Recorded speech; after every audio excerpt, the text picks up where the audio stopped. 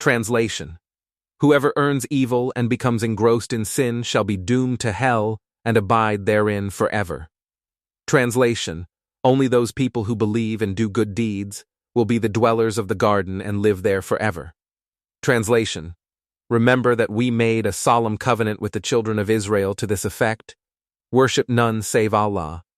Be good to your parents, to your relatives, to the orphans and to the helpless. Speak aright with the people, establish the salat, and pay the zakat. But with the exception of a few, you all slid back from it and are paying no heed to it even now.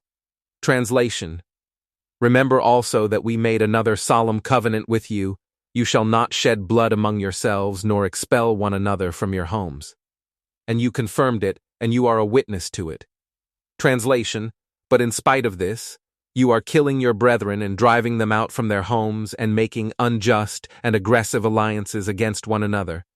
And when they come to you as captives, you trade on their ransoms, whereas their expulsion itself was unlawful for you.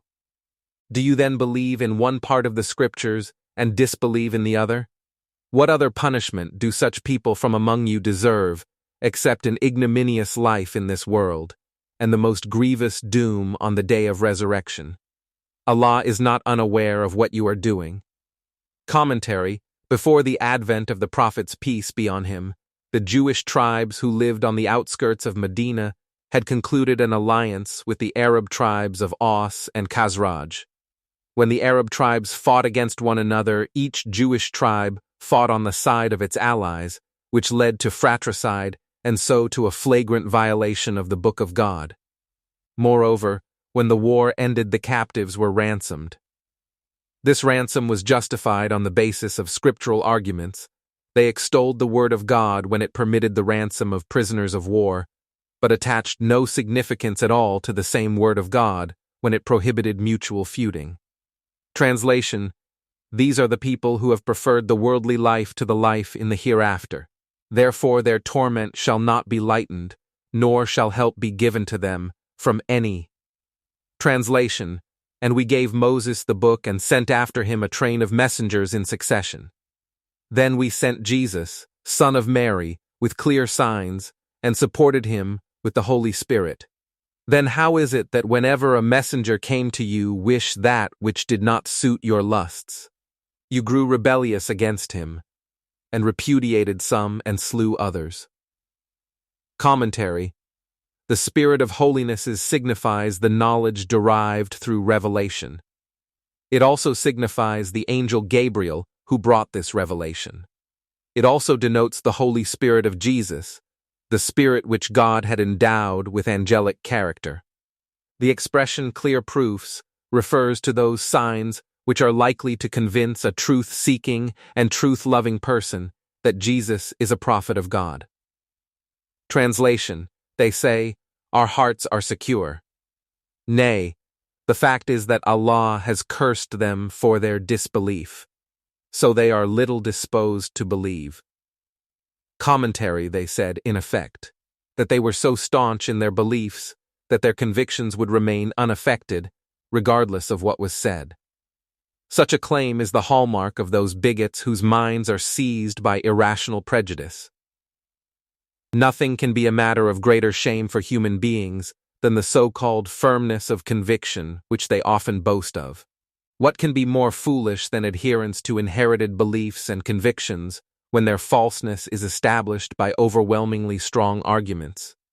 Before the advent of the prophet, the Jews were eagerly awaiting a prophet whose coming had been prophesied by their own prophets. In fact, the Jews used to pray for his advent so that the dominance of the unbelievers could come to an end, and the age of their own dominance he ushered in. The people of Medina were witnesses to the fact that these same Jewish neighbors of theirs had yearned for the advent of such a prophet. They often used to say, "People may oppress us today as they wish, but when our awaited prophet comes, we will settle our scores with our oppressors."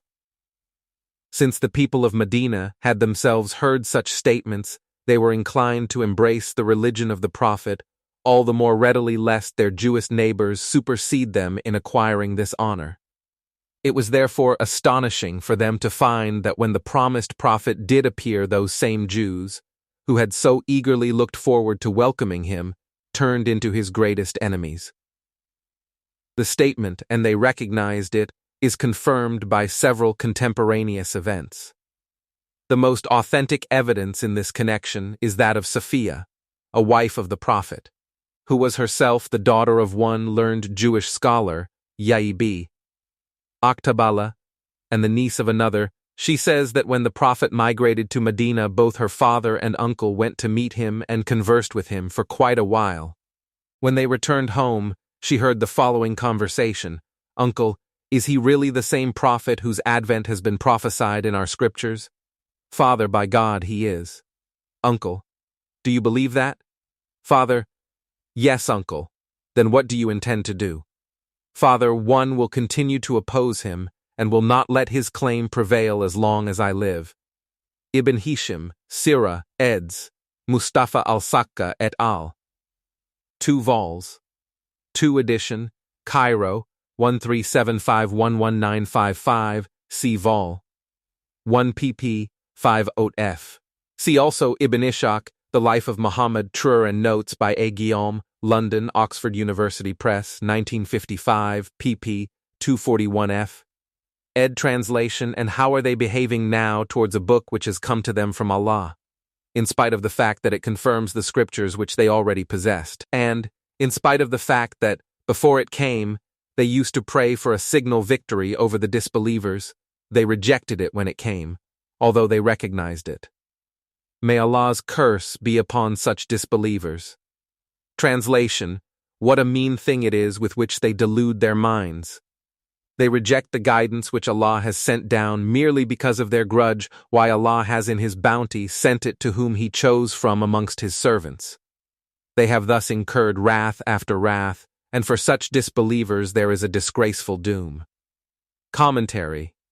Another possible rendering of the same verse is, "And how evil is that for the sake of which they have sold themselves, i.e., for the sake of which they have sacrificed their ultimate happiness and salvation." They had longed for the promised prophet to arise from among their own people. But when he arose among a different people, a people they despised, they decided to reject him. It was as if they thought God was duty-bound to consult them in appointing prophets. And since in this case he had failed to do so, they felt they had a right to be offended by God's arbitrarinesses.